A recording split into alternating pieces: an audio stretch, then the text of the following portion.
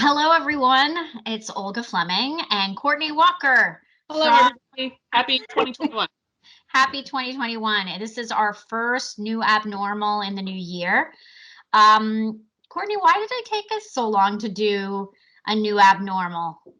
I'm overwhelmed. I'm stuck at home. I'm feeling a feast of emotions. Yeah, But well, none of it translates into me actually doing stuff. well, it's definitely been a very busy 2 weeks or almost 3 weeks, I guess. So, we obviously have a new administration here in the US, and it's a new year. COVID is still very much with us.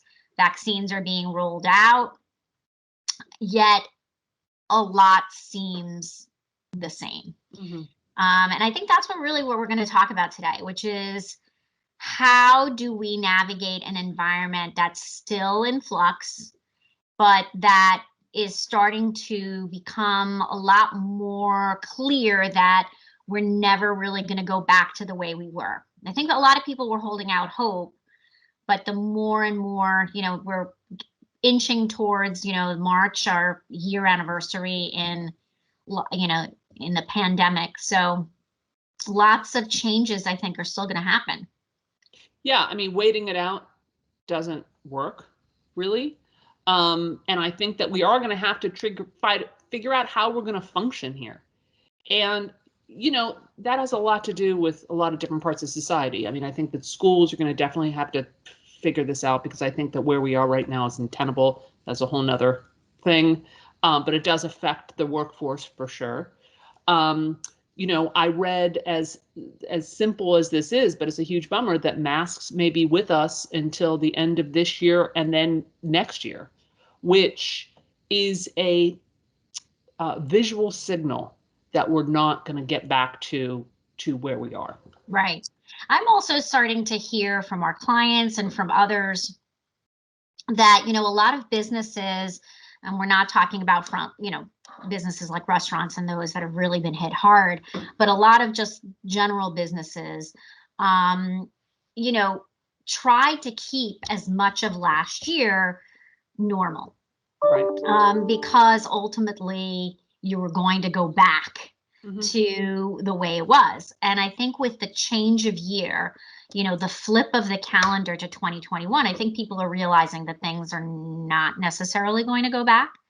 And so what we're seeing is a lot of companies are thinking about restructurings, about changing focus, changing the way that they do business. And us as communicators, I think we're going to have to be at the ready to help companies and brands navigate an environment that you want to retain the trust of your key audiences, but you're also going to have to change in the way that potentially you deliver services or goods. Well, and also change potentially how you are structured internally. I mean, think about it. We might be in a virtual format for years to come. Right. There might be people who prefer it. I mean, we were even talking about this. Typically, if you've got really junior folks, you want them by you. You want them to have that in-person mentorship.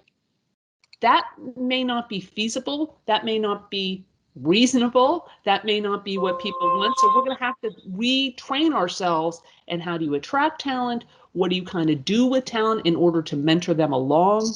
And how do you communicate? And because I don't even know if it's replicating in-person communication with Zoom communication. They're two completely different things. We're just going to have to make it work in ways that we kind of, personally speaking, I was one of those people in the camp that, we'll just wait this out. Right. We'll just hunker down until the storm's over. Well, the storm might be over and your whole neighborhood looks different. So, we're just going to all have to kind of work together to figure out what that means. And I think that that's going to be a key need for clients moving forward.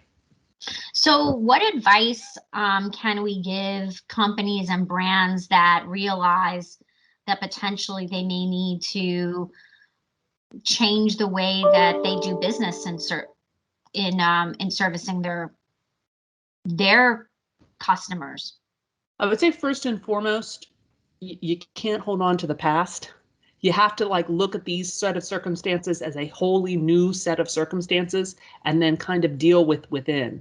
You know, we've always told clients, well, don't sort of rely on the past in order to kind of chart the future. I mean, you really do have to think differently, but now it's even, you know, more apparent that that's what we're going to have to do. And listen to employees, because I think that, you know, with this new set of rules, you may not know what the preferences are with your employees. You may not know exactly what their needs are. Right. So just fundamentally, that's what I would say.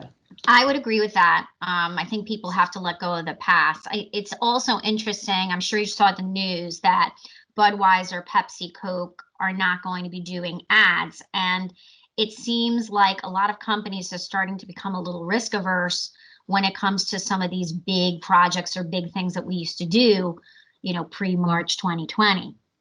And, you know, it's interesting to see how